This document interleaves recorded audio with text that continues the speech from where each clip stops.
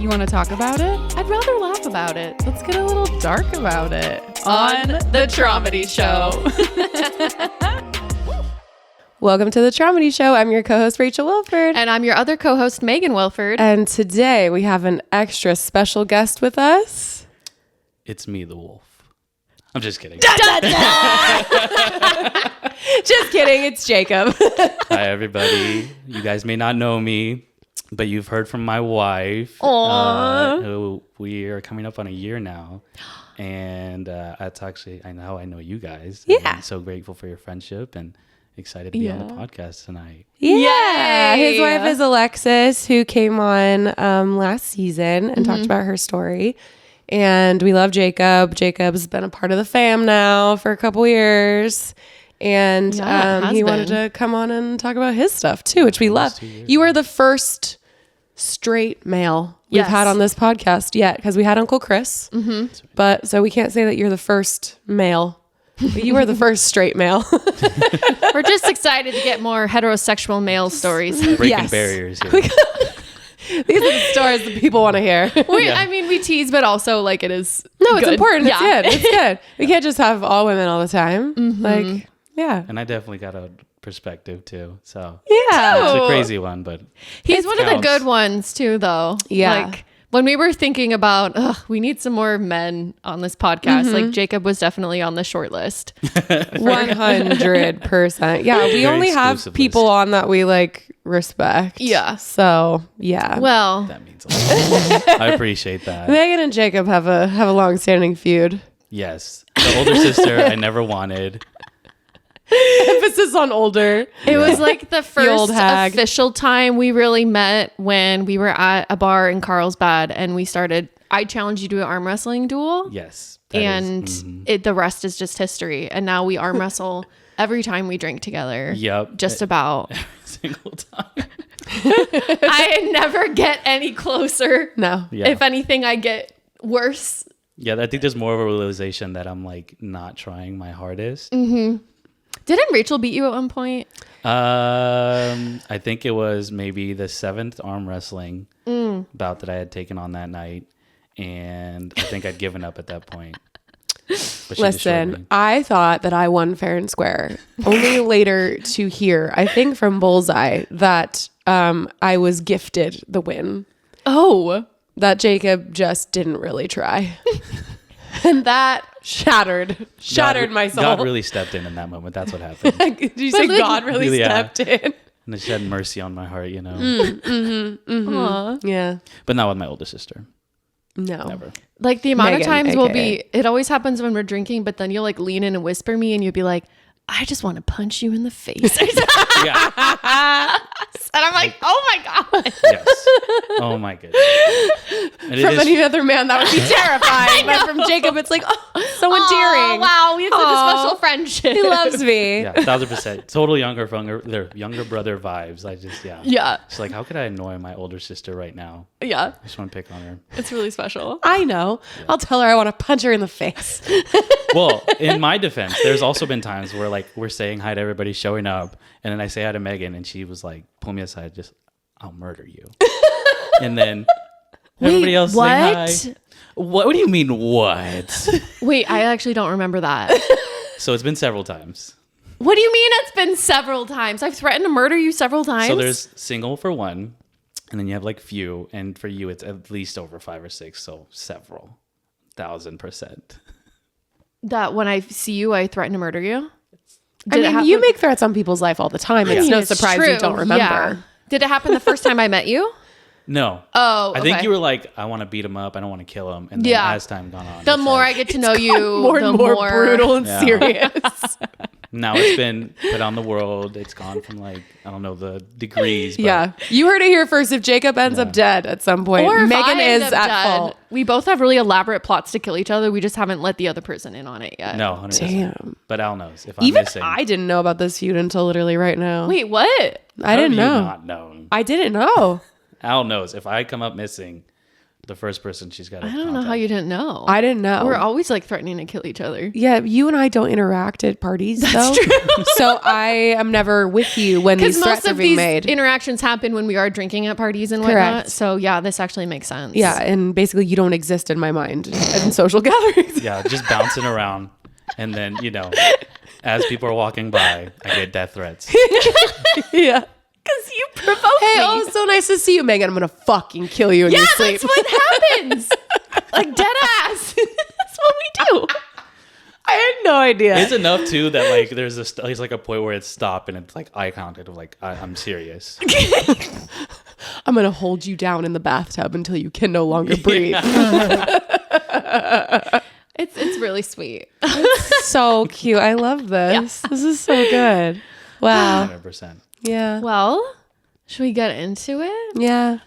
Yeah, I would love to. I'm so excited to be here, by the way. We're excited to have Very you. grateful to just kind of share my story. I know I feel like I've shared it a few times, actually.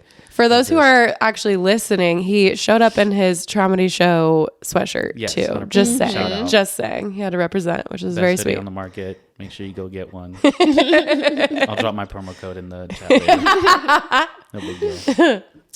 But yeah, I remember we were talking, and I remember I was just congratulating you guys on your podcast, and I just felt very grateful because it was such a unique perspective, and I think a lot of people in relationships and deal with all these types of things, and I just loved that you guys were able to laugh about it and all that stuff. And I remember I shared at one point, I was like, it's crazy because I feel like when I was younger, there was a lot of stuff in the wolf that I recognized, the kind of the way I operated. And yeah, obviously, like I've gone on a journey, and I feel pretty confident that I've grown in a lot of ways, and I'm able to experience and be a part of a happy, healthy marriage. And yeah, so I'm excited to be able to share. Yeah, it's an interesting perspective. And I remember Jacob has said to me several times on several drunken nights in prepping to have him on for this. He has prefaced that he feels like he's a recovering narcissist maybe. And I've always been like, Jacob, no, you're not, because a narcissist wouldn't say that they're a narcissist. Like the wolf would never say that. So I don't know, just hats off to you before we even start. Like we, commend your character all around, no matter what. Yeah. And I think we're here for redemption stories for sure on this podcast. And maybe you had some narcissistic tendencies in the past based off of whatever. As we probably all do, honestly. So we're always learning and growing. So to be able to listen to that story and like actually recognize some things and relate to it is an interesting perspective we're grateful for. Yeah, no, I appreciate it. And yeah, I totally agree. I feel like full redemption story. So where do you want to start? So the beginning. Yeah. I think I want to, just because it'll make sense later on of how I would cope and deal with things. Let's start by bringing up so I was raised in a single mom household. Mm-hmm. My mom was divorced by the time I was 5. And so the way I reacted was very cold, and that was kind of from then on I was so pulled back and cold about a lot of things that I just kind of taught myself how to deal with things, and that'll make a lot more sense as I'm dealing with relationships, how I'm dealing with things, how I'm very selfish and so on and so forth. So I'd love and you're the oldest of 5 kids? Yes. Yeah. Yeah. Also, I don't know. I always like the psychology of what order you were born in your family. I feel like it plays a lot into your personality and stuff. Oldest male sibling of 5 kids in a single mom household definitely has some important context. Right. Mm-hmm. Yeah. So growing up, obviously parents were married for first 5 years, and then this is a vivid memory. I remember I was 5, and it kind of gotten to a boiling point with my parents, and my mom basically threw my dad out, and that's when I was and I was there, and I saw kind of her throwing him out. And I remember for me, which is kind of weird, but I was I saw this happening, and I was okay, yeah, he has to go, and this is for the best. But in my little brain, I was well, that's them too. This technically really has nothing to do with me. Mm-hmm. It's between them. So I'm fine, and I did nothing wrong. And literally, I think she threw him out, and my literally first thought was okay, mom, like, and I think I legitimately asked her, like, you're still gonna take me to the park, right? And she was like, yes, like, of course. And I was like, okay, well then shoot, we're cool, like business as usual. But I remember looking back on that now, realizing like I've always been very kind of cold, or kind of like I learned really early on, I think, how to compartmentalize. That's the word I'm thinking of. And kind of like disassociate. I think, I mixed those two up. Like disassociate and be like, this doesn't have to do with me. Yeah. Or at least detract my feelings from those things. And so I was kind of like that a lot growing up. And like I was always thought of as like, oh, he's always well composed or even keeled. Like he's pretty chill about a lot of stuff. It's funny because that's how the wolf is too. Right. Very mellow, very similar kind of. Yeah, and that's kind of the reason I share that is because it comes up a lot. But so I went through middle school kind of like that. Then I got to high school and girls kind of came into the situation. It was the first time like I'd ever heard like, oh, you're kind of cute. And like I'm noticing like people at school were feeling that way, or like my sister's friends, which my sister always hated. Which for those who maybe don't know me, I have 4 younger siblings. 3 of them are sisters.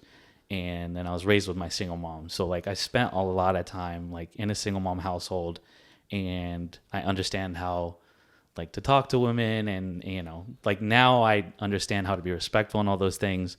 But I think early on, I think I learned a lot of how to be manipulative, just from being in that household and seeing how women operate and those kinds of things.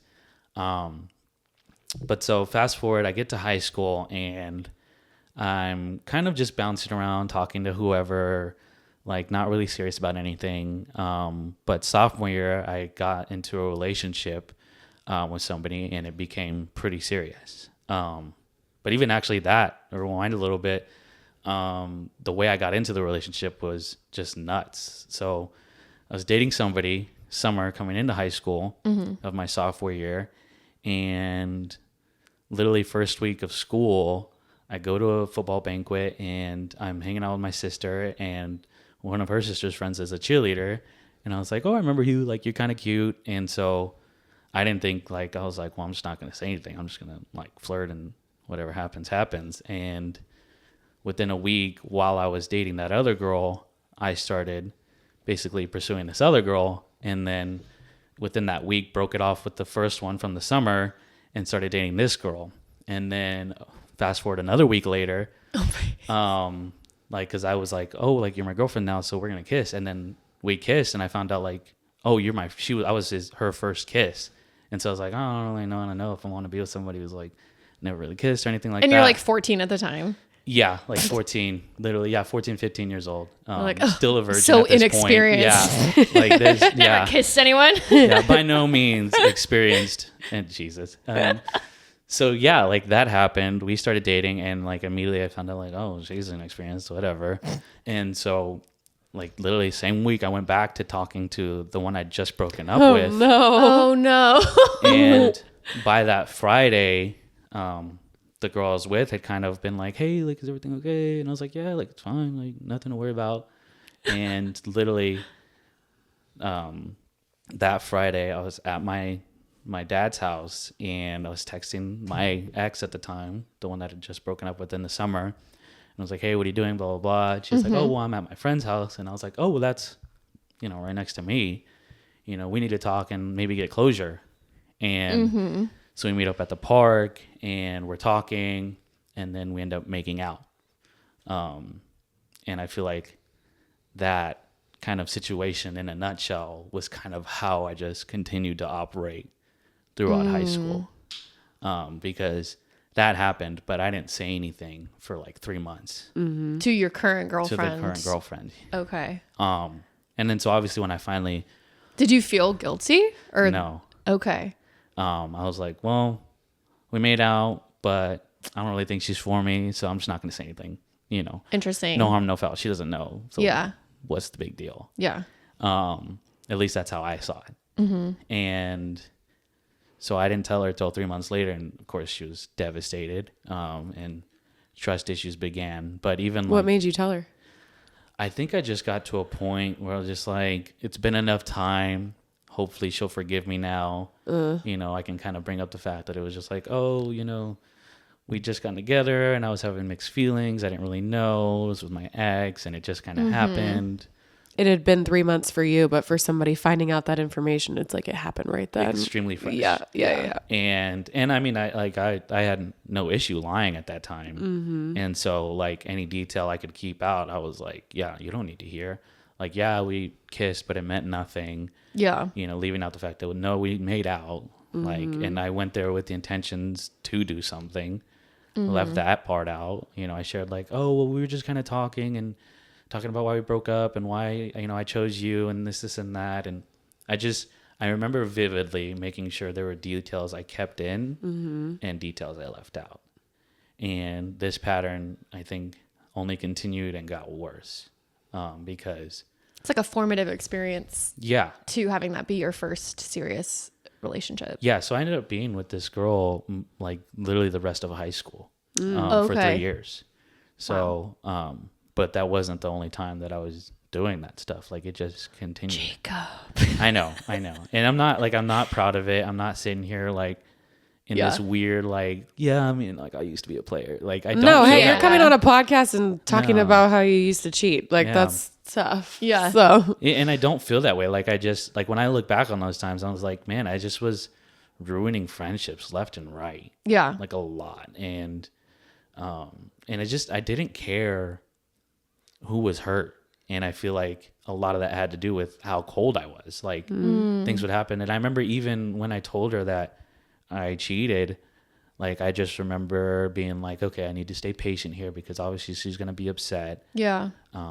But I remember the thing I focused on the most was like, goodness, like when is she going to get over this and let this go so that like we can get back to like normal. Yeah. This is annoying, you know? Yeah. Which is so selfish. And like I can recognize that now. Yeah. But that's more of what concerned me. That's what, you know, I remember I'd never stopped texting that girl. And she was an issue throughout our relationship. Like it's fun. I can share this now and it's funny to laugh at because I was an idiot as well. Like I wasn't smart. But like there was a point where like she wanted me to stop texting this girl. And so I was like, well, I don't want to, so I'll just change her name. I got the perfect idea. Because she used to be like best friend in my phone. And that's what we would text each other. Yeah. Because it was just, I mean, I was, like I said, I was an idiot and just didn't care. And obviously didn't have any respect. But that's what we would text each other, so on and so forth. And so I was like, I know what I'll do. Change the name. And so there's a place where I'm from. It's a pizza place. It's called Da Vinci's. And so I was like, we go there all the time. I'll just save the number as Da Vinci's. Like you're texting this fucking pizza place all the time. Somebody with the brains would have considered that. But literally, I'm hanging out with my girlfriend at the time, and my phone lights up, and it's a text from Da Vinci's. What? And I was like, oh, that's so weird. Like, why would I get a text from Da Vinci's? And just tried to flip my phone over. Yeah. But at that time, like, there was no trust. So, like, immediately she flipped over my phone, and, like, I was like, okay, well, I can try to find it or see what happens. So I was like, okay, yeah, look at it. There's nothing. And the text, like, literally just read, like, best friend, like, with a bunch of emojis. And it's just, like, they're just saying, hey, basically. Yeah. But immediately, like, she saw the text and was like, I know exactly who this is. And so, still then, like, I didn't learn. I wasn't trying to fix things. I was just trying to suppress it. And really, I just wanted her to, like, let it go. Yeah. And so all I did was, oh, like, okay, fine. You want me to stop talking? Like, no big deal. I'll do that. Whatever. And were you still hooking up with this person, or it was like just texting? We wouldn't hang out at school, but it was just always talking, like whether it was texting, whether it was phone calls.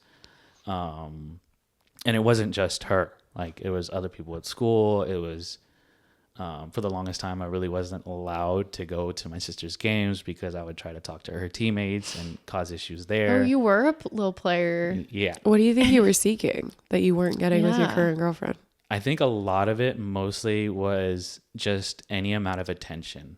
And I think that's even why I felt like, man, like not resonate, but I relate in a lot of ways of who I used to be. Like just, it's not that I wasn't getting what I needed from this person. I think I always just felt like I want the people around me to like worship me or give me all the attention. And anywhere I could get it, I would go after it.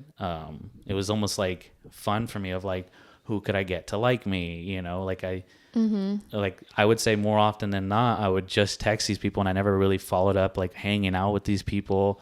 I just wanted like all the attention I could get. It's so interesting. Yeah. Cause like, the wolf had said similar things to me in the aftermath of me trying to figure out like, why are you messaging all these women? Why like, are you doing this? And he's like, it's a game. Like, I just want to, it's not even that I want to necessarily go hang out with them. It's that I want to see that I could, or like that I get the attention or whatever. Like it feels good, which I don't fully believe. Yeah. Like he was still going and sleeping with other women Right. too. Yeah.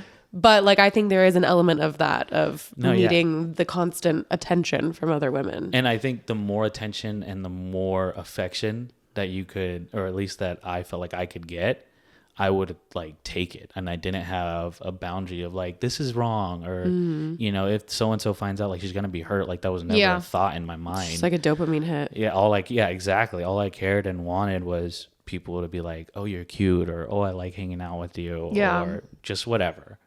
And so that continued into high school. And then finally, because at the same time, it was just a very toxic relationship. Like, I mean, obviously being with somebody that's just constantly, whether physically or emotionally cheating, like it's just going to put a strain on the relationship. And so finally we got to a point where we did break up. Like we still texted for a little bit after, and I think maybe hung out maybe 1 or 2 times, but thankfully, and really to her credit, there was a point where she just completely cut me off.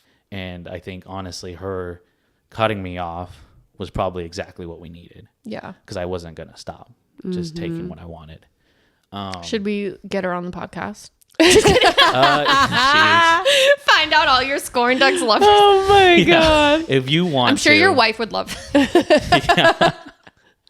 If you want my old Facebook friends, let me know. Let's find out where all of Jacob's bodies are really buried. Oh my God. Yeah. And she could tell you stories.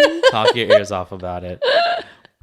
But so yeah, like that was, I didn't stop there. And I think after high school, I was like, okay, well, the serious girlfriend probably wasn't the move. Like, it's a lot of work there. And I think I even remember having that like time with myself and being like, gosh, it's just so much work. Like trying to build these relationships and keep a serious one. Like this ain't it. And so I just was like, let me keep a roster. Let me be a hoe. Yeah. Let me just be a hoe. Jacob Mejia hoe. And yeah, so I barely graduated high school just because I was so focused on girls and that's it, and just my girlfriend. And so when I finally graduated, I was like, I'm over school. I do not want to go to school. I'm just gonna get a job and vibe it, and we'll see what happens. Maybe I'll go to school later, but I do not want right now. And so I got a job and I was working. And I think I went even harder after high school, actually, because that's when I started just ruining friend groups. I was ruining relationships at work. Like people I was messing around with became You're my just managers. wreaking havoc. Yeah. You're like this little cyclone, like just like and manipulation and gaslighting and hoish behavior. and not seeing like, man, this is really making life difficult for me. Like, 'cause I wanted to, get a raise. I wanted to make more money, but they were my managers now, and I'd done them dirty. Were you doing that to your managers too? Well, they weren't my managers at the time. When they were hooking up and then they got promoted. Yeah. Oh gosh. Yeah, like something happened at like a party with a bunch of our coworkers. Yeah. And then they got promoted. And then they were just like, hell no. Like, you can stay where you're at, where we like you at, because of how you did us dirty. And so, yeah, like I just didn't have any sense of like, this is wrong. This is like, you would think even somebody would be able to recognize like, man, I'm really making life difficult for myself. But I just was so caught up in like getting what I wanted and feeling like I was getting what I wanted that I was like, I'm chilling. I'm like smooth sailing here as far as I'm concerned. But so yeah, did that for about a year after work. And then, like I said, they got to a point where my sister started college or was going to start college. And I was kind of down to my last 2 friends. And I was feeling like, I think I need to slow down.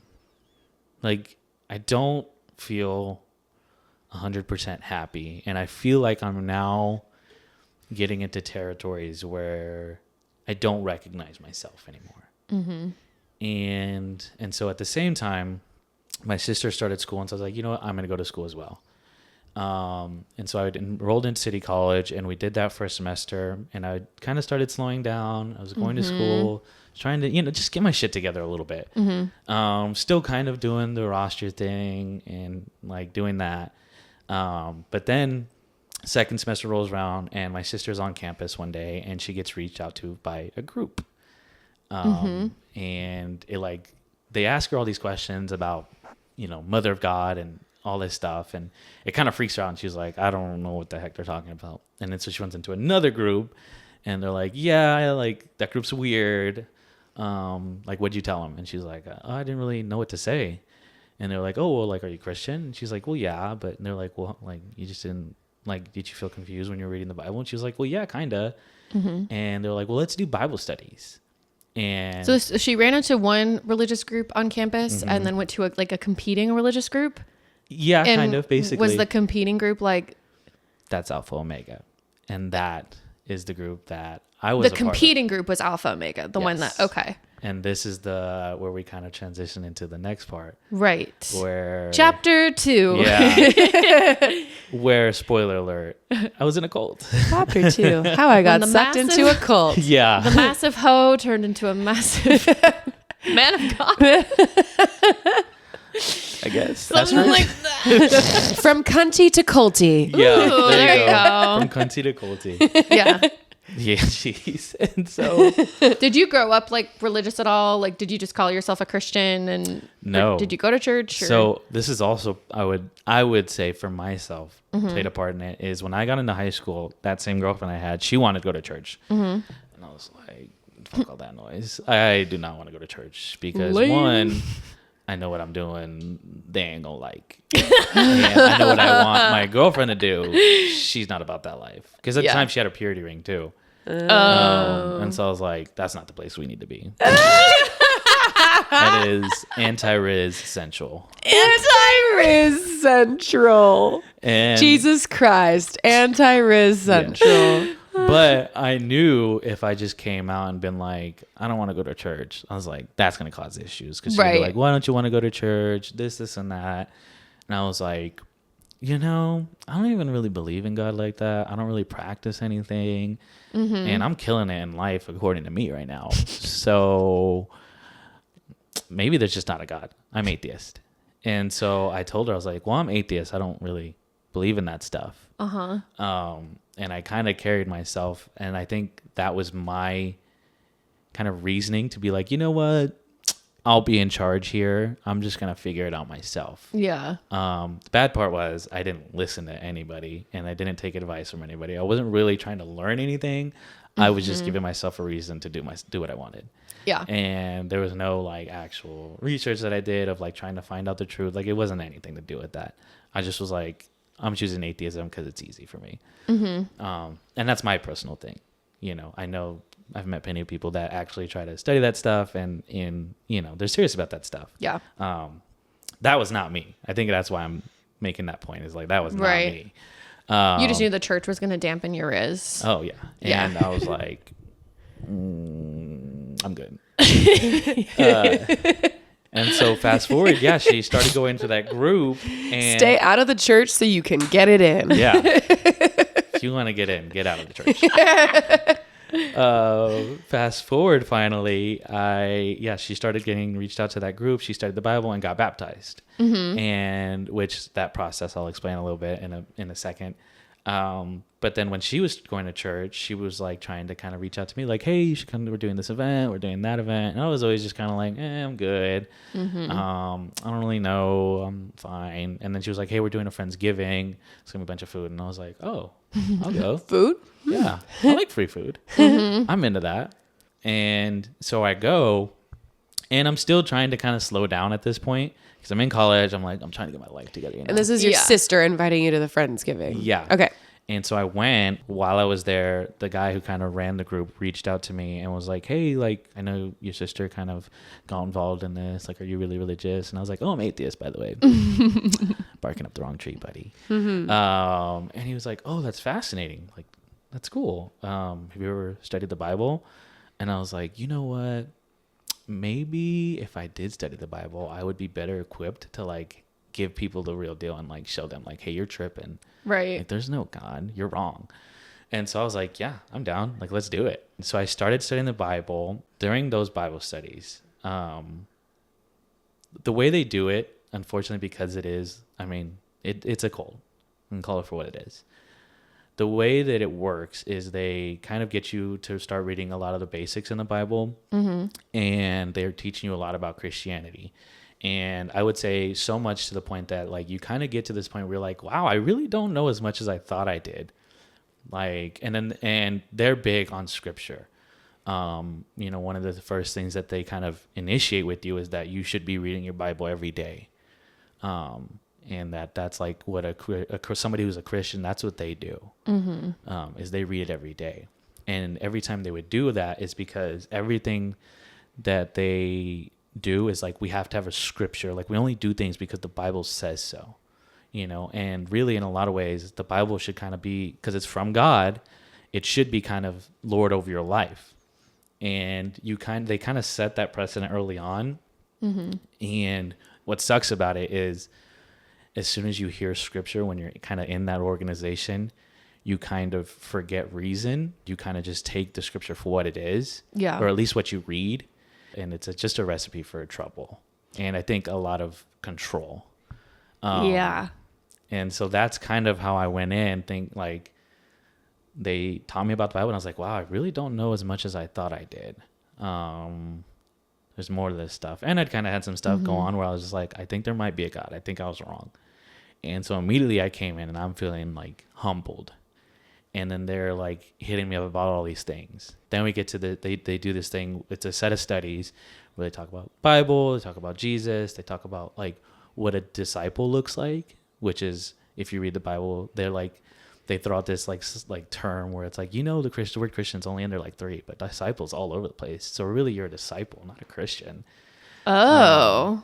How often were you getting together with them? Like daily, weekly? Just once a week. Once a week. Yeah. Okay. And so, but the way it would work is you would go and you'd have this Bible study, and then they would give you homework, because a good Christian reads their Bible every day. A good disciple. Yeah, a good disciple. A good disciple. Mind One who's serious about it. Yeah. You know, like one of the scriptures that they read early on is they talk about this thing being in the field, and they make this point of like, if you knew a treasure was in a field, like how would you look for it?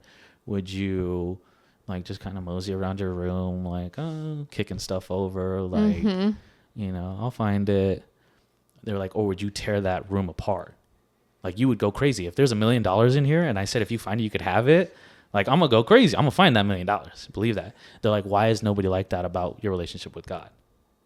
And immediately you feel like guilty. Yeah. 'Cause you're like, yeah, I don't read my Bible like that. And they're like, well, don't you believe that that's what the Bible is? And it's just like, oh my goodness, I'm not doing enough. And so they do that, and then they set you up with this homework to read every day throughout the weeks. And so you're just inhaling like a ton of information. And then they get to the sin study. And the what study? The sin study. Okay. And it's literally all sin. They go through like certain passages where the Bible it lists out every single sin. Holy shit. Yeah. And it's intense. Yeah.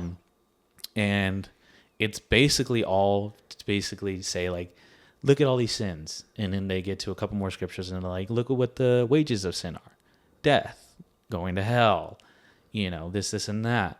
Kind of like fear mongering. Yeah. It's feeling like they set you up with this like happiness, like, oh, like God is real, salvation, blah, blah, blah. And then now that you're in it. Yeah, because you're into this group and they're like, they know their Bible and they're just like turning to pages. They're referencing scripture off the top of their head. Like, obviously these people know what they're talking about. Yeah. And you're like, I clearly don't, because I'm like fumbling, just trying to remember a passage I read like a couple days John ago. 3:16. Yeah. You know, like it's actually kind of scary too. Like when like they would point this out all the time. They're like, I ask people all the time what their favorite scripture is. And then they're like, oh, this one. And they're like, oh, cool. What does it say?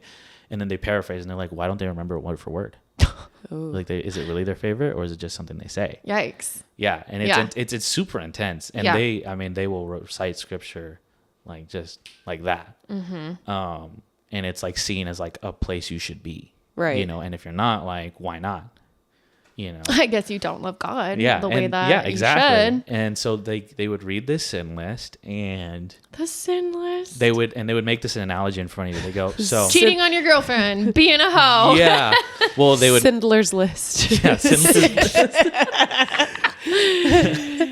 and so they would make this analogy where they would be like, okay, so if God were to sit you down right now and look at this list of all these sins, and then look at your life, how much would it match up right now? And you're like, immediately you're like, I deserve to die. Oh shit. You're like, I am terrible. And then meanwhile, they've been loving up on you. They're calling you all the time, seeing how you're doing. Like, what can I pray for you for? So you feel like, and some of these people, I will say, like, they really do genuinely care about people. Some of these people. And then some are just like in the same position, kind of somebody's on them to call you. And somebody's like, you're not being a good disciple because you don't care about their life. Are there requirements once you, I'm sure you're going to get there. Yeah. But like they need to call a certain amount of people and check in and be like, are you reading your scripture? No, Are yeah. you doing So that's, no, literally. So it's like an MLM type.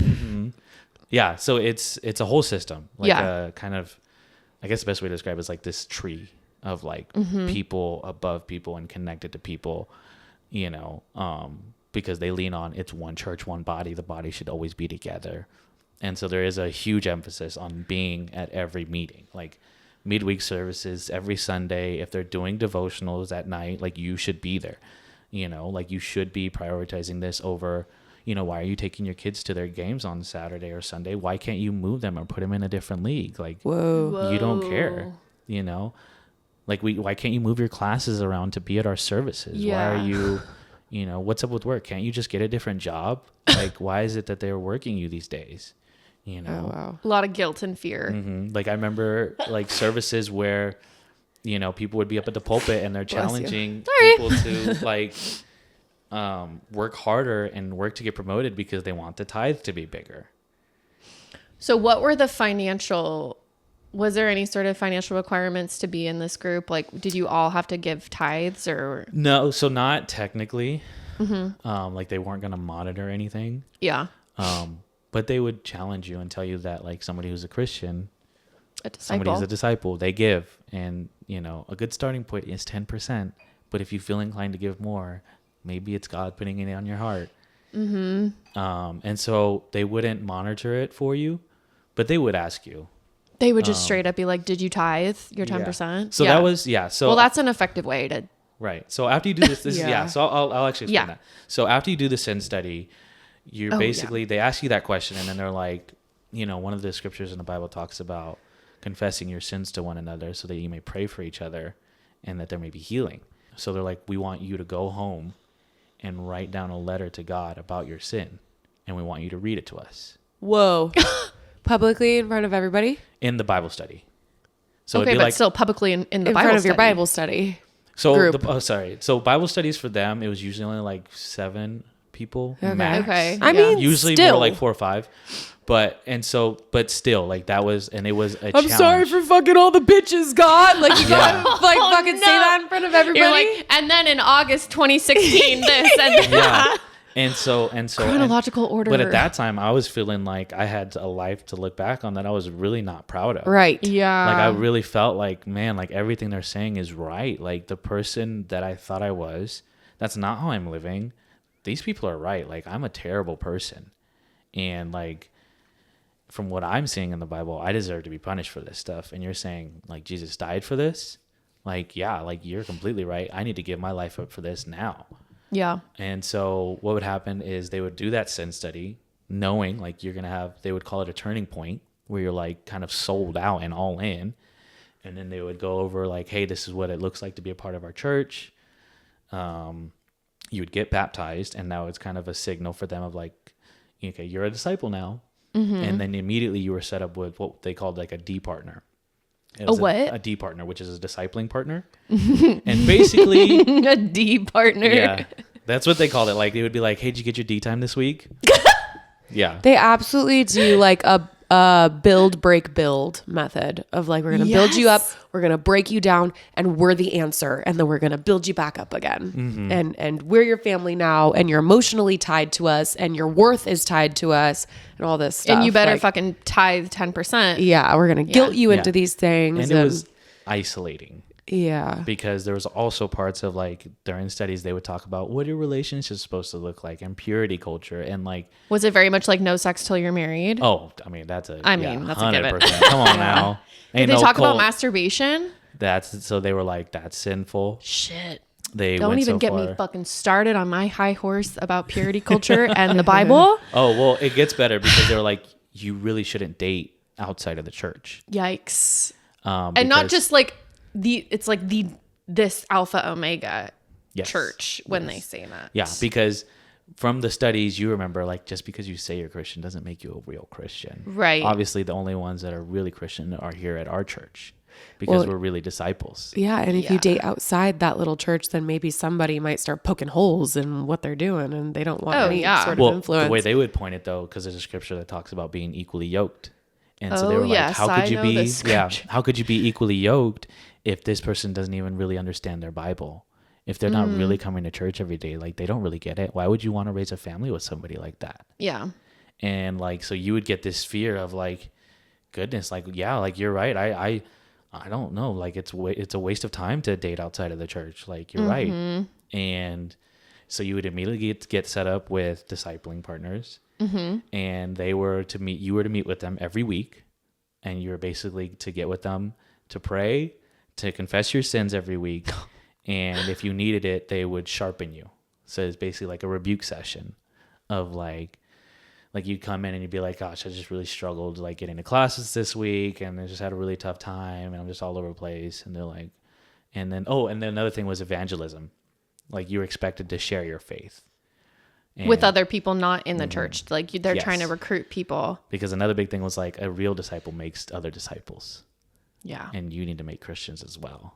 A rebuke session. I have such a dirty mind. Like they need to punish you and they have your D partner needs to put you in a rebuke session. Yeah. and it was so intense. Yikes. The bad thing is disciple and discipline are very similar words. Everybody needs just a little bit of discipline every now and again. Anyway, all right, we're done being dirty. I had to stop myself. How did they pick your D partner? It would be somebody who's strong in the faith, quote unquote. Yeah. So somebody who's probably been a disciple for a little bit longer than you. But probably equally as kind of out of fear. And usually like people weren't disciples longer than a year. Until they left or were asked to leave. Oh, like were they excommunicated or something? Basically, yeah. There would be times where they would either like, I'm great now. Yeah. But the problem was I wasn't great. I was just a different end of the spectrum that's more commonly accepted. And like it looks on the surface like, oh, I'm a good person now, because I'm not going around and ruining friendships and sleeping with whoever and doing whatever I want just to do that. It would be something like if like something that would warrant public is like you being like basically like if you had a position where you taught and you were starting to go off the deep end, quote unquote, and started teaching stuff that they considered false. They would ask you to leave publicly, and they would announce it in front of the church, like this person is being asked to leave. Do not contact them. Like we've asked them to stay away. Whoa. Stuff like that. Is it fear? And then stuff that it would be more of like an announcement, like, hey, this person has decided to walk away from the church. And that was like, I guess, a little smaller scale, so maybe like a family thing. Or like we called it midweek services, so it was like kind of just smaller groups that met together on their own, like little Bible groups. It's still interesting, just like making examples out of like what not to do. They would point to scriptures where people were asked to leave publicly, and they'd be like, "Sometimes we need to do that." And so, what was that? Yeah. So you would get Your baptized. baptized, you get your D partner. Yeah, you have your D weekly partner, rebuke sessions. Weekly rebuke sessions. Yeah. And I got it. and then Sibler's list. There was another. Would you be like, expectation. this week I masturbated, and then it'd be like, brother, you're going to hell. Yeah. Shit. It was actually a pretty common conversation. Yeah. Where it was men's getting together, and a lot of what they talked about was always masturbating. Because they're And what they called healthily exploring their sexuality. Like impurity, and that's what they would call it. And so that really gets my goat. yeah. And so there was that, and then there was another expectation. They didn't have, quote unquote, this was the kind of the, like, I guess, silent, I don't know how to phrase it, unspoken thing. I guess that's the word I'm looking for. That technically it's not verbatim in scripture, but it was an expectation that you went on something called an encouragement date every week. This is a lot of requirements. So much. Yeah, this takes over your whole life. It takes up your entire life. If you're single, it is expected that you're practicing pure dating and taking a sister, as me as a brother, taking a sister on a date by yourselves. Like, you're just creating room for impurity. Temptation. Yeah, like, why would you do that? That's not wise. And so it was expected you were to do these doubles. I'm shook. Not out of like a place of like, hey, I'm really interested in this Brother person. sister doubles. It was, brother sister doubles. They were like, you need to learn how to date properly and purely. And, until it was an expectation. And if you weren't doing encouragement dates, like, you would get asked, like, hey, when's the last time you went on an encouragement date, bro? Like, The fact that they're called encouragement dates. Yeah. What if you weren't interested in any of them? It's not Pick about one anyway. Because it's not about that. It's about encouraging one another. How big is this organization? So it's worldwide. Cool. There are, I would say, 3 different branches. So Okay. I'm sure anybody here has heard of a Church of Christ. It's pretty common. Like you could drive down the street and you'll probably see a quote unquote Church of Christ. Is that one of the branches? So that is the main branch was shit. Church of Christ. And originally it was, I believe I might be wrong. I might be misquoting this, but it was ICC, which is International Church of Christ.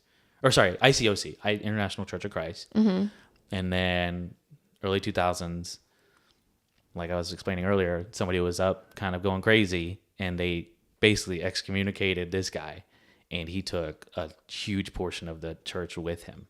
And it was over so many things of him being like self-righteous and just like a ton of weird stuff. Yeah. And at the same time, it was like a good way for people to just be like, this is weird. I'm out. I'm done. But yeah, so there's another one. I can't remember the name, but there is another branch. There was another separation, like a split basically. Yeah. But yeah, there are churches. If you're on your phone right now, maybe listening, and you want to learn more, you could type in International Church of Christ. We don't encourage you to learn more in order to.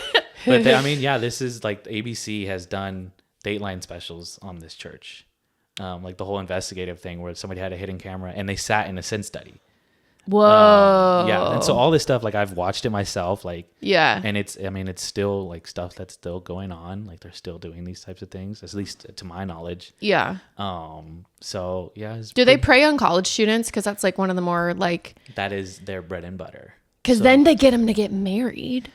And then, because also you can't even masturbate if you're single. So you better find a wife fast. Yeah. And it was like a bad joke too. Like the bachelor parties would be so weird. Ew. Because it was like for like however long you're single, you're spending all this time being like not talking about that stuff, not thinking about sex, or at least trying not to, avoiding it. And then all of a sudden you're getting ready to get married and it's just the complete opposite. Like you get married and people were like, how was the sex? Like that's like the first thing like every married guy asks you is like, so how was it, bro? Damn.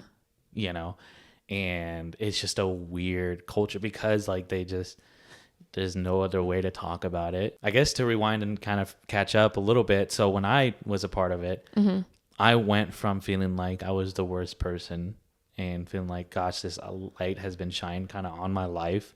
I need to give everything to this. And so I went kind of from one extreme to the other where I was just like, didn't care about anybody. I'm just doing what I want. Now I need to focus on learning everything about this. I need to be 100% all in. And everything that they're telling me what a good Christian does, I need to do. Mm-hmm. And I need to make sure the people around me do it. And so I was radical and intense. Like, Damn. And like, I have memories of times I was in church and we would have these times where we're all kind of going around sharing what we know or like about other people. And I remember more often than not, what was shared about me was that I was intimidating and intense. And I thought like that was something I needed to be proud of, because it's like, yeah, because, you know, I take this serious and I'm serious about God. Yeah. And so very quickly, like within a year, I started interning for the church. And then a year after that, I basically became a full-time minister within the church. Damn. And so I had done a 180 and completely radicalized the way I was living. Or did you find a new place or source of the attention and feeling like you are like, now you're being worshipped as a minister? I don't know. Yeah, I'm not saying I grew. I just flipped and did a 180. I went from one extreme to the other. Because like there was a part where now like people were like, oh, he's doing a great job. Like, you know, I remember having the respect of my peers and feeling like, you know, like I'm really doing this. So in that, like I said, I became a minister, just basically bought in fully. Was that your job? Like, were you paid to be a minister? Yeah. Okay. Yeah. So you reminded me of the point I was making. So when I did start ministering, like just because they were transparent about their finances doesn't mean that they were kind of doing what I feel like they should have been doing. So I was working basically full time because I was going to every single event every week. I was preaching the midweek services as well as doing once a month Sunday services where I was leading the lessons. Wow. And I made for the year, I think after taxes, $12,000 a year. Oh my God. Yeah. So you have to have another full-time job. Not a livable wage. Not a livable wage. I mean, this was in like 2015. Regardless. Okay, but still. Yeah, it's not like I was doing this in like the 60s. Right. Like, yeah, it was not like anything that they was like, oh, like maybe they're not trying to, you know, do finances dirty. Like they just were still, just because they were transparent doesn't mean I think they were doing what they should have been doing. Right. But were you working elsewhere? No. And gasp. And I remember, how did you live? So I had to have roommates, and I was roommates with a bunch of my like people from the church. Yeah. And it's funny because I remember discipling sessions, because my mentor was basically, so it was me, I led with like the college ministry, and so a bunch of the college students, and then the person who discipled me was the lead evangelist, so the guy who ran our church. And I remember sessions of him being like, you know, a respected campus minister, like he has his own place. And I was like, you meet with the board. You know, I only make $1,000 a month. Like, right.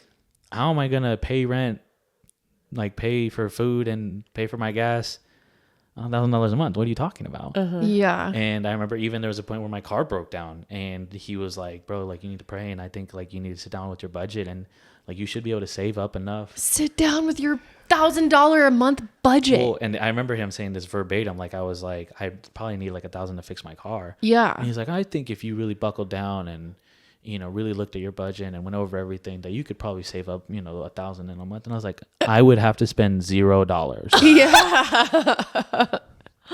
To fix my car. I would have to eat grass in the field for a month. Just eat the scripture. Yeah. As they do not get enough calories from the book of Job. As they say in the old days, be so for real. Be so real. And I quote. Yeah. Oh my gosh. Yeah. And so just a lot of issues. That being said, to put it lightly, within the cults, I can say, one thing I did learn was to something like, is a quote that I heard. It's basically to take the meat with the bones, or don't, like, kind of like, I don't know. I'm botching that thing, but basically there's a lot of bad coming your way, but you probably can pick out the good, and you don't want to waste that part. And it was within that radical part of kind of basically being made to feel extremely guilty and like I was a rotten person for the way I was living my life, which there was things that I did that were rotten, and I can admit that, but that's not who I was. part of me, I think before believed that. And now looking back, I can recognize like that's not who I was, is what I was doing. During that time within it, like I was able to do a lot of reflecting. Like while I was in the cult, I had a girlfriend for a couple years. Did you kiss? We never kissed. And it was really because of this relationship that I think I really actually hit a point where I was able to start healing. Wow. And learning a lot. And it was because when I was in the relationship, I was still very radical. I was like, don't text me past 8 p.m. Nothing good happens past We are 8. not going to be in a car alone together. That's impure.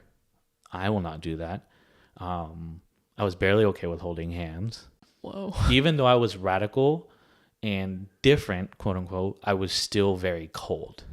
And I think that's why it was so easy for me to be so rigid, because it didn't have to require me being like full of feelings when I did some of the stuff I was doing. Yeah. Like, yes, I was doing things and learning a lot, but I don't have to be emotional.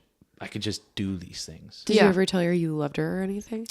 And so that's another thing. Like, I remember getting to a point where I was like, I'm in this relationship and I know I need to be a good boyfriend. And a good boyfriend takes her on dates, like is sweet, like does nice gestures, listens, supports her. So that's what I'm going to do because I want to be a good boyfriend. And that's what the church expects of me. My girlfriend at the time was also my co-leader.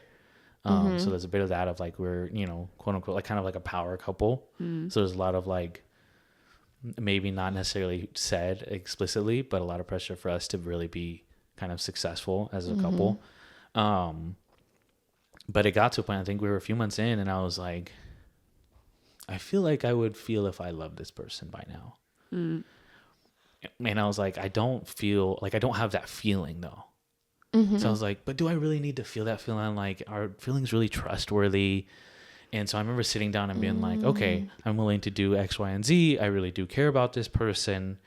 I think I do. And I was like spending all this time praying about it. And I made it this big old deal. I took it on like this, like, quote unquote, extra special date where, I mean, really, if anybody with eyes would have been like, oh, he's trying to propose. And it's just this extra, just for me to get the courage to be like, I love you. Were you able to, but you weren't able to be on that date alone with her? No. There's just a group date? That So it was a group so date. Fucking funny to me. Yeah. And so there was a point where it's like, hey, we're going to go on prayer walks. And so we have a moment alone. Prayer walks. Wow. And so that's when I told her. This is some Bridgerton.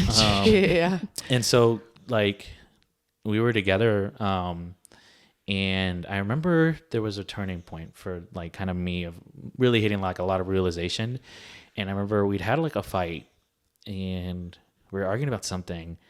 And like, I remember just like towards the end of the discussion on the phone, I was just like, I don't know why I'm fighting for this right now. Like, I really just don't want this relationship. And I was like, and I can't really explain why, but I was like, it just doesn't feel worth it to fight for it right now. I remember I spent like the next 3 or 4 days about like trying to figure out why. And I just couldn't put a finger on it. But I just wasn't interested in fighting, and I wasn't interested in being in a relationship anymore. But I was like, I don't hate this person. And the reality of it was, I just was never really romantically interested in this person. It took me another month after I was breaking up to kind of realize that. But at the time, I still like didn't understand why.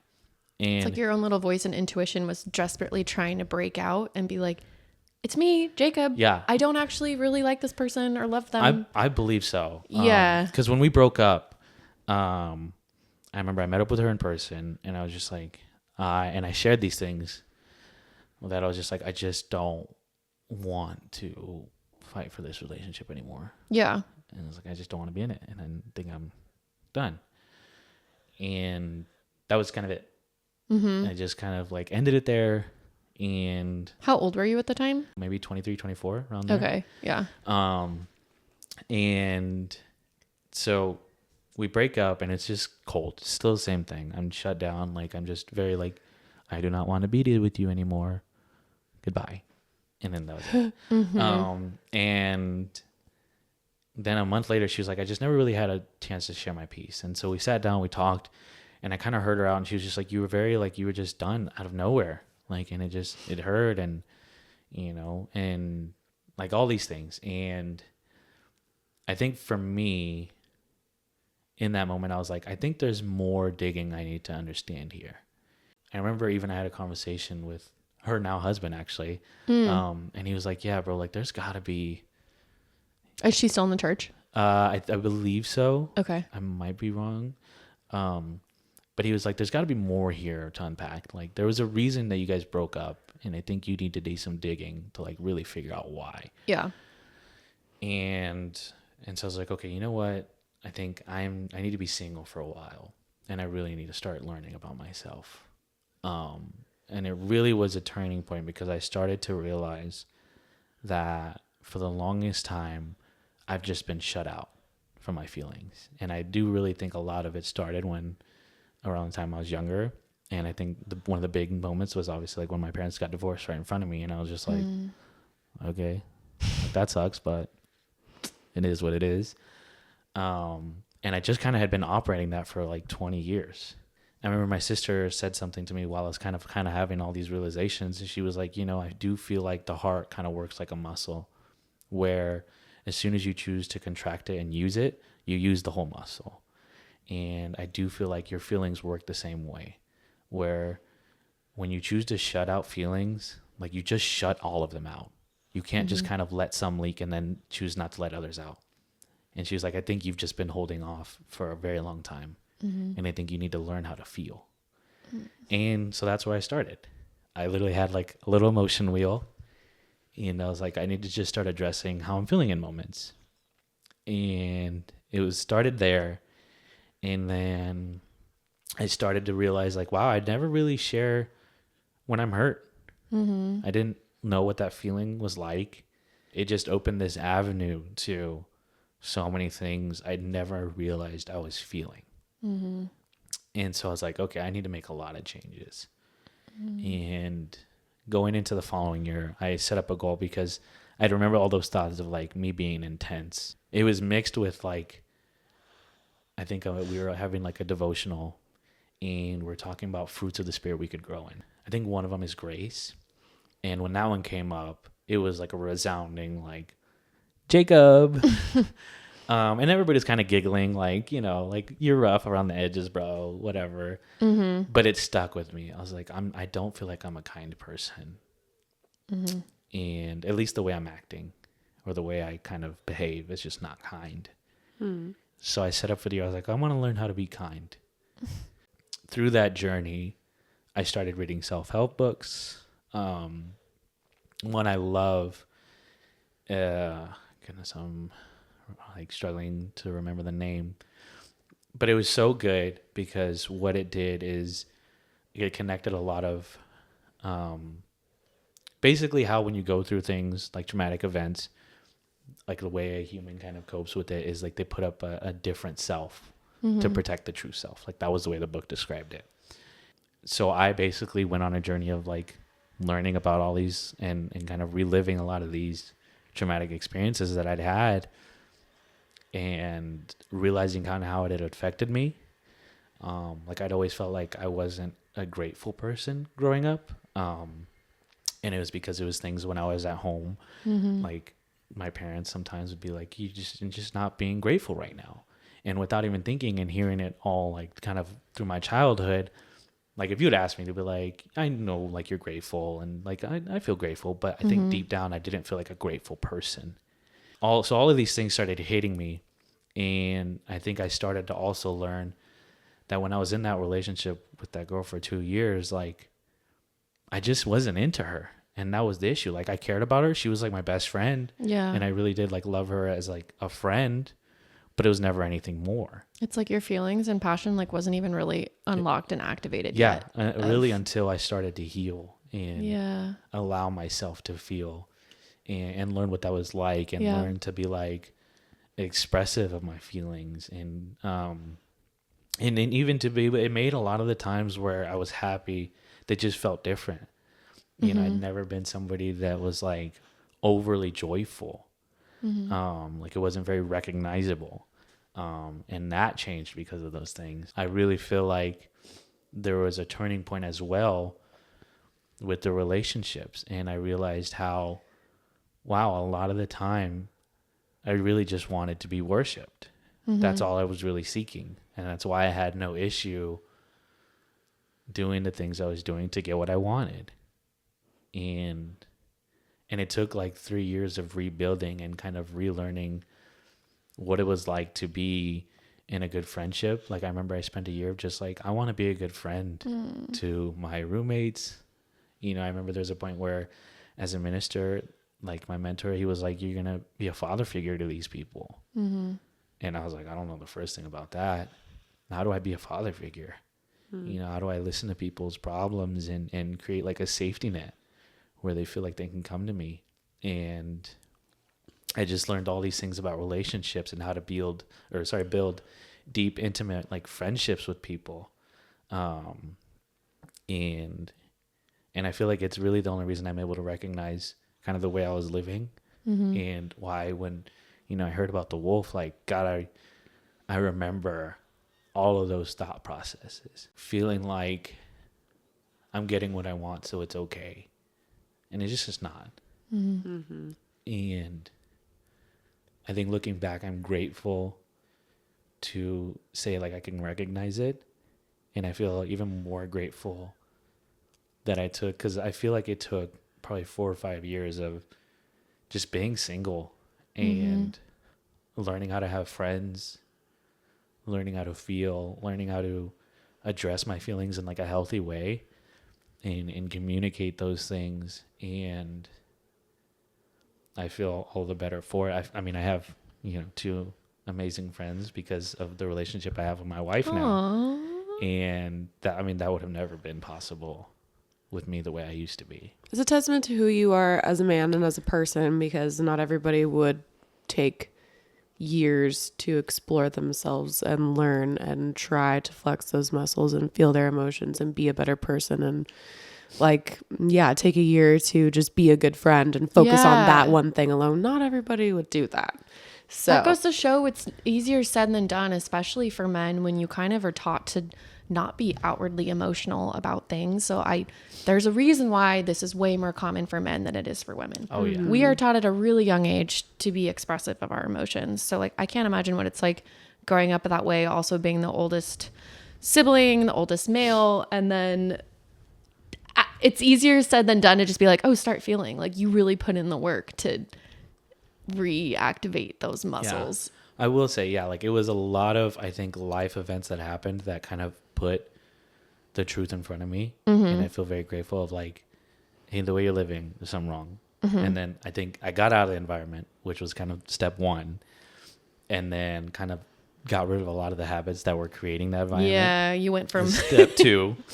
And I think it was a moment after the relationship of like something to look at and like tangible of like, I was technically doing everything right. Why isn't this a successful relationship? And why isn't this still going? And something tangible to like pick off of. And then finally coming to the truth, which was I've just been cold and basically shutting off my feelings for up till now. how did you get out of the cult? When did you? That is a very good question. COVID happened. And I was like hitting a point, and this is kind of actually around the time where I'd done a lot of healing, and I was feeling like kind of stagnant with my job. I was like, I really can't continue to be a minister in this situation. Yeah. I was like, and I really want to focus elsewhere. I was like, and I kind of want to focus on my own relationship with God. So I was like, I think I'm going to step down, and I kind of want to do something else. And so I was just praying a lot of like, God, I don't really know what to do. And then randomly, I'm like going to the gym at like 4 a.m. with my mom, and she's on the phone with my aunt, and like they're like talking. I get on the phone. I'm like, "What's up? What you doing? What's up? You know, how's life? That kind of thing." And she was like, "Oh, I'm thinking about moving to San Diego. Do you want to come?" And I figured she was joking, but a part of me was like, "Yeah, I'd love to." And she's like, "Well, I'm serious. Like, do you want? Like, I'm going by myself. I don't want to be down there by myself." So I was like, "Oh yeah, I want to go to San Diego." I was like, "I've never moved in my life, like out of Fresno." okay. And so I moved during COVID, and church was just like after COVID hit, church got weird because Yeah. you want to talk about somebody needing human contact. Yikes. It was hard. Yeah. And so I moved, and I just had more time for myself and by myself than I'd had in years. And I started kind of like finally slowing down. I'd been going like 100% all the time, like so on all the time, so intense all the time. I just started slowing down. And it started to hit me that like the way I was living, I was like, there's just some things that aren't making sense. And I started to have these feelings of like, maybe I need to take a break from the church. I don't know though. And so it was like I was down here for like another year. And I was like, that's actually when I started going to school for dealing. And so Not drugs, cards. I was literally about to say like marijuana. Also illegal drugs. Hit me It up. went from crazy cult church to dealing drugs. My @ is Rachel Wilford. Hey. Please describe in detail everything you need, and my lawyers will contact you. And so yeah, I went to school for dealing in a casino. Wink, wink. And during that time, I just had like everybody kind of started to meet back in person. But I was like, become one of the people that was like, oh, school's kind of important right now. I'm not really going to these meetings anymore. And like, it just, every time like I was like meeting up, weird stuff would just keep happening. Like, I was like, I'm in these discipling times. Yeah. And I was like, this dude's talking to me like I'm a bum. And I was like, I used to be a minister here. I know the tricks of the trade. Right. Like, and I was like, and you're treating me like I'm some bum, dude. Do you know who I am? And I was like, yeah. I was like, you ain't seen me on stage like that one year. I was like, come on now. And I was just like, this is so. And I was like, he don't even listen to me. He don't care. Yeah. And it just like more and more stuff became evident that like this isn't the place for me. And then it got finally to a point where I started seeing somebody that wasn't a part of my church. I was like, that's a no-no. Ruh-roh, did you kiss them? Yes. And Jake. And at first, because I felt so guilty, Yeah. I called my now brother-in-law at the time, and I was just like, I think I messed up. And I didn't even tell him. Who was also in the cult with you. Yeah. Yes. Also, he was also in the cult. Yes. Are any of your family members Still in it? Yeah. No. So originally it was me and my sisters. Yeah. But they were the ones who were only members, and none of us are members anymore. Okay. But so yeah, I called my brother-in-law, and I told him like a half truth. Yeah. Because I felt so guilty, and I was like, he's gonna judge me, and I can't handle that. Yeah. And then I was just like, and then I didn't stop seeing this person. Like, we started dating. And I was like, this might be my out. I was like, I think I would rather choose this relationship over this church that's kind of doing me dirty and doesn't really care about me anyways. Yeah. And so, and finally in 2021, I finally left. This was more recent than I thought, Jacob, honestly. Yeah. I didn't realize how... Yeah. That was Super like 3 years recent. ago. Yeah. And Yeah. that led to a extremely toxic relationship. Oh, okay. But I would say... But you got out of the cult. that I got out of the cult. But I'm so grateful that I got out when I did, and that I'd done all the healing prior. Because if it weren't for all the healing prior, I wouldn't have been able to be in this relationship and recognize I'm not the problem here. And I was like, I deserve better. And I think without all those things happening, without having the friends I was able to basically make because of it, and all of those things, I think I would have came out of that relationship or gone into it, done some of the same things, and then been like, oh, that was the problem anyway, so no problem that it didn't work. But I was just, I can say with full confidence, because I know I've done the work, that I was not the problem. And it felt so freeing to say that. And I think even when I finally started talking to Al, I just was like, I'm not as bad a person as I thought I was, and I think I deserve better, and I think I could be a good catch. Yeah. And immediately when You'd done the growing. when we started dating, like I was just like, yeah. And I love it. Like we tell each other that every now and again, that you were the better I was waiting for. And yeah, wouldn't have never happened had I not learned all those things. I know my sister told me what she needed to tell me. Yeah. And just feel very grateful. And I wouldn't have met you guys. 100%.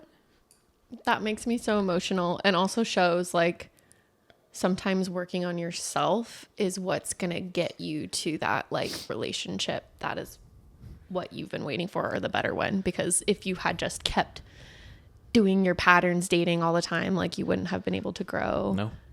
Probably Yeah. would still be doing the same things even 10 years later. Yeah. And I don't think I would have been able to recognize that like I could have seen myself trying to like and not knowing like that. No, I've done the healing. I know I'm not like crazy here. Yeah. I don't think I would have been able to recognize like the problems that were there and recognize like, no, I'm really not that bad. Like I'm really not doing any, like, I mean, I'm yelling sometimes and I'm pissed off sometimes, but that's human. I'm feelings. I have those feelings. Yeah. And I'm allowed to have those feelings. I'm not tripping here. What would you say to a man who's listening to this that might be struggling, like, to feel things, or they might be bottling or Closed whatever, off. Yeah. closed off in ways that you were, that maybe, I don't know, they're struggling with? Oh, that's such a great question. I think what I needed and what I would recommend more than anything is learning how to be a good friend. 1000%. Like learning how to build like a deep, intimate relationship. Like I actually remember when I first got baptized, it was like a month in and we had like a men's thing. And one of the guys who I still respect to this day, he was like, do any of you in this room have a deep, intimate relationship with somebody else in this room? And I remember like, he was like, you don't need to raise your hand. He's like, I just want you to think about it. I remember looking around feeling like, I definitely don't. I was like, I don't even think I ever have. Like with another dude. I was like, I wasn't trying to fuck another dude. So what would I put what was I trying to put any effort into that for? Yeah. And it hit me in that moment. I was like, I don't think I've ever had one. And so I would recommend. Probably the case for a lot of people. Yeah. Like as somebody like even understanding intimacy actually I have a note. Newsflash: straight men can be intimate without it being gay. And if it's not gay, it's because you're gay. Yeah. Which is okay. Which is also okay. But yeah, like I would even like understanding what intimacy truly is. Like I am a huge fan of Brene Brown. I don't know if Yeah, I love her too. That. Yeah, and I remember I'm pretty sure I wish I knew where I heard it. It might be actually from Madi, who listened to Brene Brown and then just showed me. But she was like, you need to learn the 5 stages of intimacy. And she shared this with me. And so there's, like I said, 5 stages. So first stage is cliches, like stuff you know about everybody. Like Rachel's nice, or my owl wife is a sweetheart, or like Megan's a puta. Like stuff like that. Just a cliche. Just Everybody stuff knows you that. know. You know what I mean? And that's like the first level of intimacy. And then you have facts. So like, I know like your eyes are green, or, you know, your favorite color is pink. Stuff like that. It's just a fact. It's just what it is. But it's nothing truly intimate yet. But I know sometimes like you'll be at a birthday party or you'll be talking about your significant other and they're like, do you even know my favorite color? Like, do you even know my birthday? And it's important. Don't get me wrong. It's important, but it's not truly intimate. And then you kind of have like this boundary line where it's like invisible, but it's like kind of the barrier to getting to deeper intimacy. And it's because it introduces conflict. And so the third stage that they talk about is opinions, where you start sharing how you feel about politics, how you feel about religion, how you share or feel about music. Like, I know people that won't date others who don't like country music. You know, it's a joke, but at the same time, like opinions are serious things. And sometimes people avoid sharing those opinions with the people because they're like, I don't want to cause conflict. And therefore you don't intimately know that person that well. Yeah, it's vulnerable. Exactly. Yeah. Yeah. And then, so after that, you kind of have the 4th stage of feelings, you know, where, I mean, I would have never been able to get there 10 years ago. But being able to share things like when you're hurt, or like, you know, when you are around, you make me happy. That's a vulnerable and intimate thing to tell somebody. Especially between two men. Especially between two men. Yeah. Like I remember for the longest time, it was hard for me to tell my brother-in-law, like, I love you, without like having to say it in a joking way. Like, love you, bro. Like, Right. But being able to just be like, I love you, man. And like, he knows I mean it. And I'm telling him like, I mean it. And again, like, all areas for conflict, if you're not trying to be intimate with that person, like, it's just not going to happen. And then the last one being needs. You know, like, I need this from you as my friend. I need this from you as my partner. It's like the deepest level of intimacy, sharing your needs with somebody else. And having that, like, with, I mean, Alan is my best friend. That's my sister's husband. That's my brother-in-law. And like the needs that he shared with me and vice versa. Like, I remember, I mean, he's just my closest friend in the world, and I love him to death. And if it weren't for knowing about these stages of intimacy and understanding and recognizing those things, I wouldn't have that friendship I had with him, or the friendships I have with other people now. And so, yeah, back to your original question, learn to have an intimate friendship. Because it's hard to be a bad friend when you're thinking of those things about others. Yeah, that's true. You kind of can't help but feel. You can't or like help open Yeah. up at least the faucet of starting to feel. Yeah. If you're thinking about how you impact somebody else and trying to get close with them and how to do that. Yeah. Just forces you to be, you know, start thinking about others, which I know for somebody where I can relate to, literally only caring about yourself and how you look to others. Going from that to this is, it's world changing. You know, you mature. You kind of have to if you want to be able to do it. So yeah, that's step number 1. Do that. And step number 2, like, get help. It's just hard to do it by yourself. You know, luckily the first stage takes care of that because you can have friends. If you need professional help, seek it. Like, I've always been a person that's like, therapy helps good people, you know, like, why not take advantage, do it. But yeah, you're going to need help, have friends. So find friends and have friends. Anything, start there. And Yeah. express your feelings to them. Yeah. And work up that. I've never heard those 5 stages of intimacy, but that really resonates. And I've talked about all 5 of those with my therapist without listing it out like that. But especially that expressing your needs one, it's one I struggle with still. Me too. All the time in relationships. But really it is like when someone reaches out to you, whether it's a partner or a friend, and they are vulnerable enough to be like, I need help. It's like it's like an honor. Yeah. At the same way to receive that and be like, of course, like, I'm there for you. And like, it means. But it's so sad when you're asking for the need. It doesn't feel like an honor. It feels like a burden. So Right. you're like, oh my God, I'm struggling to ask for this, when the other person's Yeah. like, of course I'll help you. I love you. You're my friend. Right. Yeah. So it's like, I don't know. It's a good It's a scary reminder of what thing. you Yeah. just said from the other side of the coin of like, Right. yeah, when somebody comes to me and needs something, I'm like, of course, dude. Like, I Yeah. would love to help you. Yeah.